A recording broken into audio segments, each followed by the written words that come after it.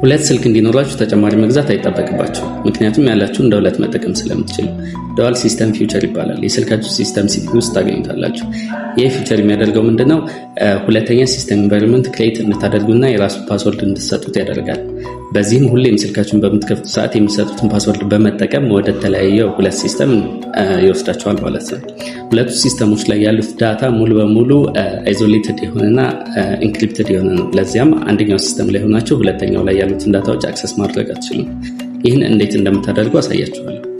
ይህን ፊውቸር የምናገኘው ሲስተም ሲቲንጋችን ላይ ስለሆነ ከላይ ስክሮል አድርገን ሲቲንግ ውስጥ እንገባለን። ደን ትንሽ ስክሮል ካደረግን በኋላ ፕራይቬሲ የምትለዋን ተጭነን እንገባለን ወደ ውስጥ። እዚሽ ጋር ዱዋል ሲስተም የምትለዋን ክሊክ አድርገን እንገባለን።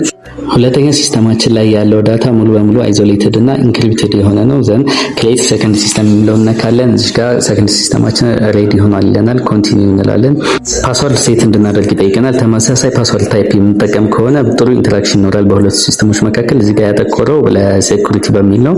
ደን ፊንገርፕሪንት ኢንሮል ማድረግ ከፈለግን እዚህ ጋር ያመጣልናል። እኔ ግን አላደርግም፣ ምክንያቱም ልዩነቱን በኋላ ለማሳየት የሁለቱን ሲስተሞች ኤግዚት እለዋለሁ፣ ስኪፕ እንለዋለን። ፋይናሊ ሰከንድ ሲስተማችን ሬዲ ይሆናል። አክሰስ ሰከንድ ሲስተም የሚለውን ነክተን እዚህ ጋር በሌላ ስልክ እየቀረጽኩ አሳያችኋለሁ ልዩነቱን ለማሳየት። ፊንገርፕሪንት የመጀመሪያው ሲስተማችን ላይ አክቲቬትድ ነው እንደምታዩት። እሱን ተጠቅመን ስልካችንን መክፈት እንችላለን። ወደ ውስጥ ስንገባ የራሱ የሆነ አፕሊኬሽኖች ምናምን እዚህ ጋር ይታያችኋል። እንዲሁም ደግሞ እዚህ ጋር ሪሰንት፣ ሆም እና ባክ በተኑ የተለየ አቀማመጥ ነው ያላቸው። ከዚህ በተጨማሪም የፓስወርዱን ተጠቅመን መክፈት እንችላለን የመጀመሪያውን ሲስተም ማለት ነው። እዚህ ጋር እንደምታዩት የራሱ የሆነ ኢንተርፌስ ነው ያለው።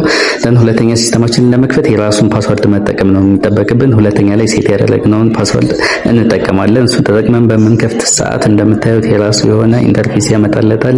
የራሱ የሆነ ዳታ ነው፣ የራሱ የሆነ አፕሊኬሽኖች ነው እዚህ ጋር የሚከፍተው። እዚህ ጋር ሆም፣ ሪሰንት እና ባክ ባተኖችም በተለያየ አይነት አቀማመጥ ነው ያሉት እንደምታዩት። ዘን በዚህ መልኩ ሁለተኛ ሲስተማችንን አክሰስ ማድረግ እንችላለን። አጥፍተን እዚህ ጋር ፊንገርፕሪንት ቼክ በምናደርግ ሰዓት እንደምታዩት ሴት ስላላደረግን እሱን አክሰስ ማድረግ አንችልም ማለት ነው።